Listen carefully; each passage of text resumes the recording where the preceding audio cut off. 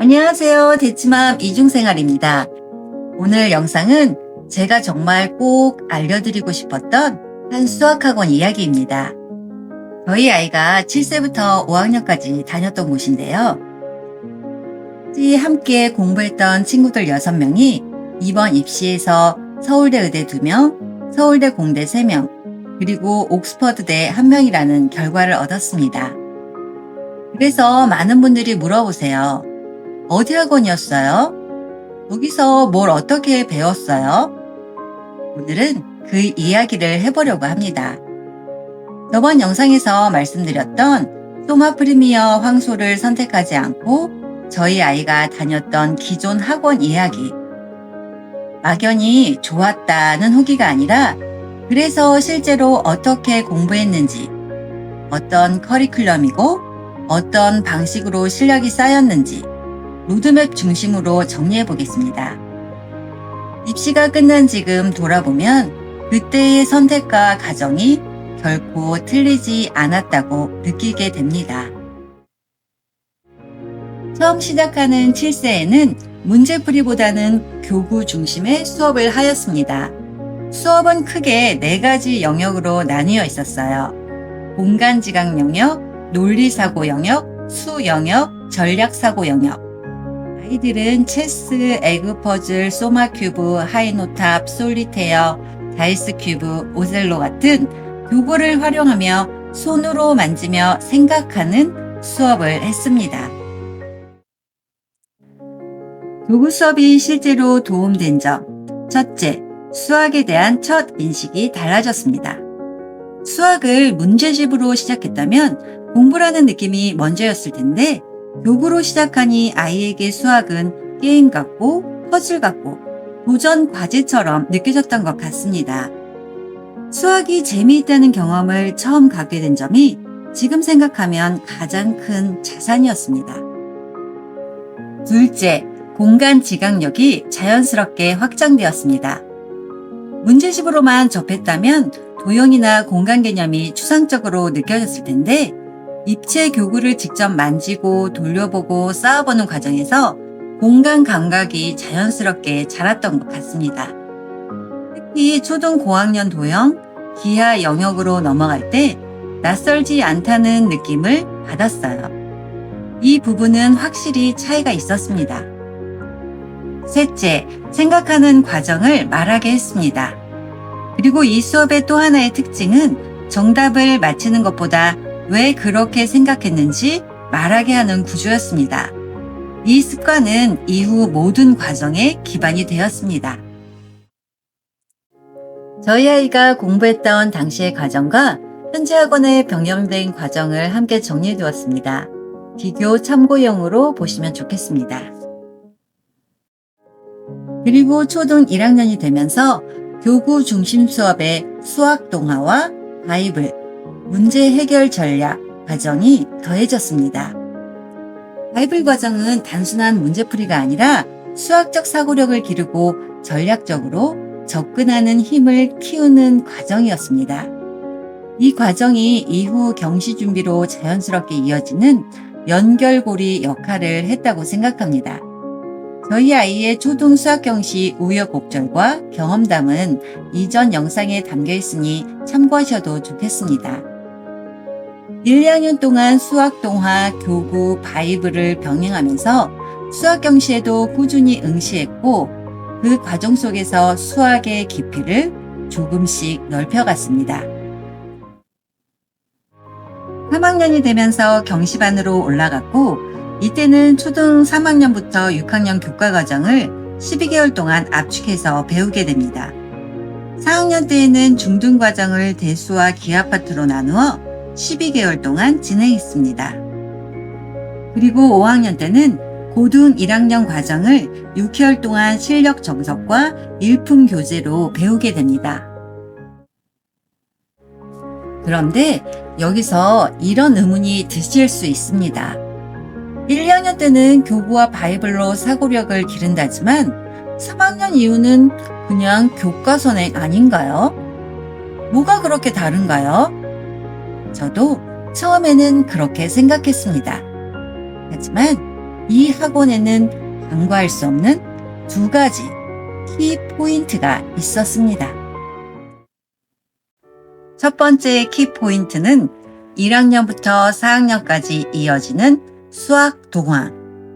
이건 단순한 독서가 아니었습니다. 1학년 때부터 매주 한 권씩 학년에 맞는 수학 관련 책을 읽어옵니다. 그리고 수업 시간에 그 주의 책 내용과 연결된 선생님이 직접 발췌하신 활동지를 풉니다. 그런데 이 활동지가 단순한 문제풀이가 아닙니다.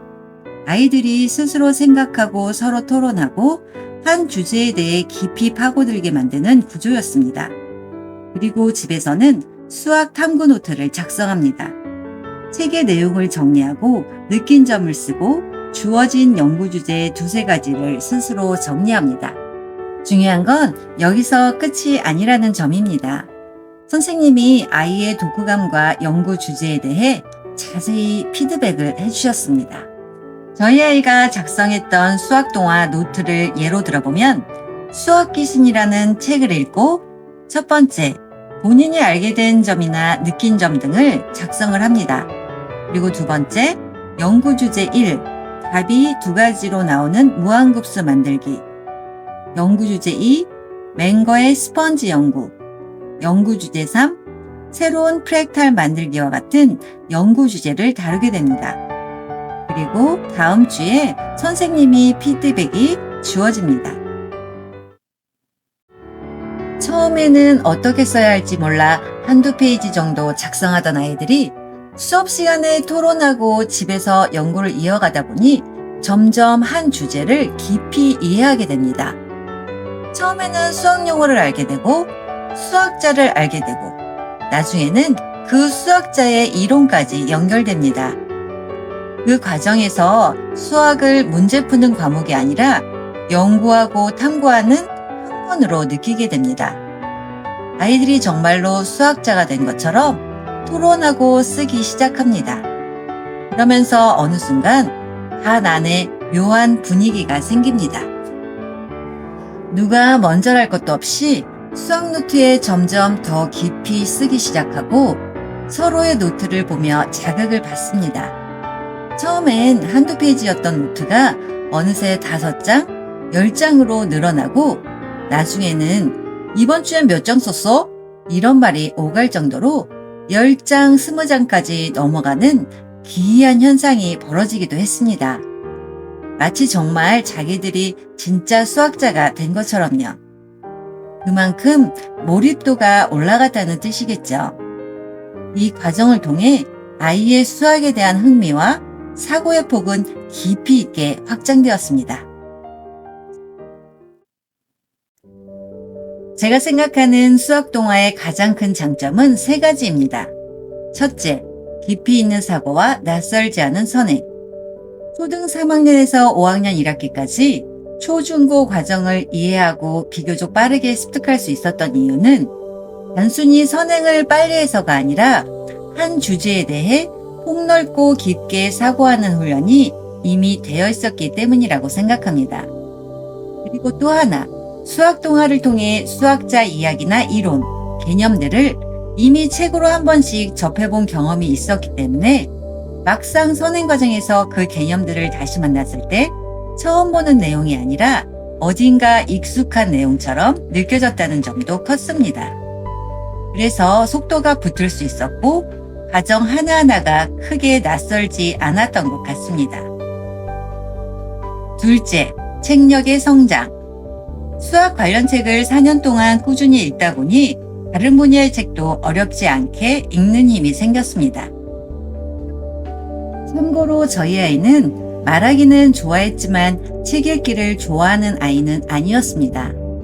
이곳에서 수학책을 읽지 않았다면 이 정도의 독해력과 책력이 생겼을까 지금도 가끔 생각해 봅니다.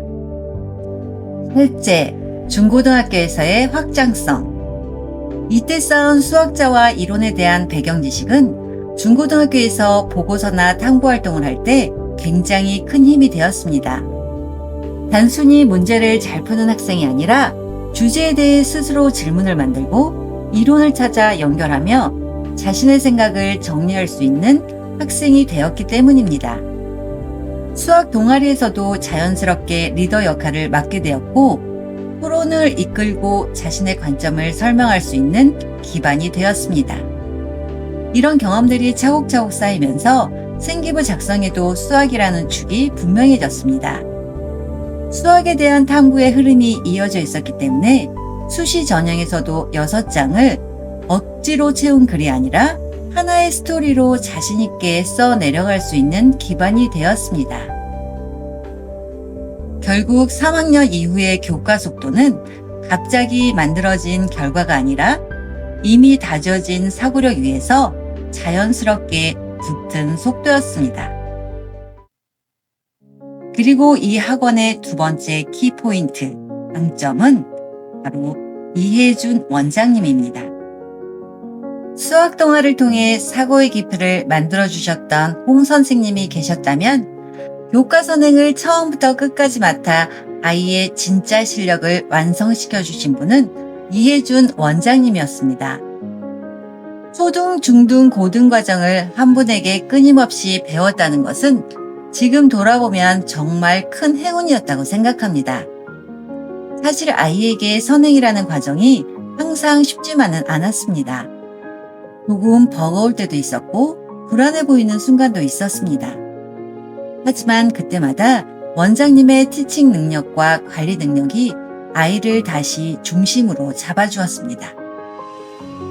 문제를 그냥 넘기지 않고 끝까지 확인하는 수업, 숙제 점검과 오답 노트 관리의 꼼꼼함, 개념이 완전히 이해될 때까지 반복 확인하는 집요함, 이 모든 과정이 쌓이면서 한 단계가 끝날 때마다 이 과정은 제대로 마무리되었다는 느낌이 부모로서의 안도감과 만족감이 있었습니다. 선행이 빠른 과정이 아니라 완성되는 과정처럼 느껴졌던 이유가 바로 여기에 있었습니다. 아이들이 이야기하기를 좋아하면 그걸 억누르는 것이 아니라 수업의 흐름 안으로 자연스럽게 이끌어 주셨고, 원칙은 분명하지만 아이의 성향을 이해하는 방식으로 지도하셨습니다. 그리고 무엇보다 학부모와의 소통이 꾸준했습니다. 아이의 현재 위치와 방향을 명확하게 설명해 주셨기 때문에 부모도 흔들리지 않고 갈 수 있었습니다. 지금 돌이켜보면 수학 동화가 사고의 깊이를 만들어 주었다면 이혜준 원장님은 그 깊이를 실력으로 완성시켜 주신 분이었습니다. 그래서 3학년 이후의 교과 과정은 단순한 선행이 아니라 탄탄한 기반 위에서 쌓아 올린 결과였다고 생각합니다. 좋은 프로그램도 중요하지만 결국 아이를 끝까지 책임지는 사람의 역량이 가장 큰 차이를 만든다는 걸 이 과정에서 배웠습니다.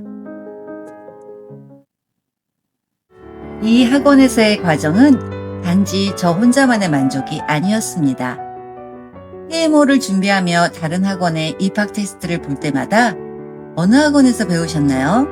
기초가 정말 잘 잡혀 있네요. 라는 말을 들을 때 그동안의 고민과 불안이 조금씩 정리되는 느낌이었습니다. 방향이 틀리지 않았구나 하는 작은 확신이 생겼습니다. 아이가 중학교, 고등학교로 올라가면서도 이런 이야기를 여러 번 했습니다. 나중에 내가 원하는 대학에 가게 되면 꼭 원장님을 찾아가고 싶어. 그 말을 들으면서 아이도 자신의 실력이 어디에서 다져졌는지 분명히 느끼고 있었구나 생각했습니다. 저희 아이에게 그 시작은 메스모이었습니다.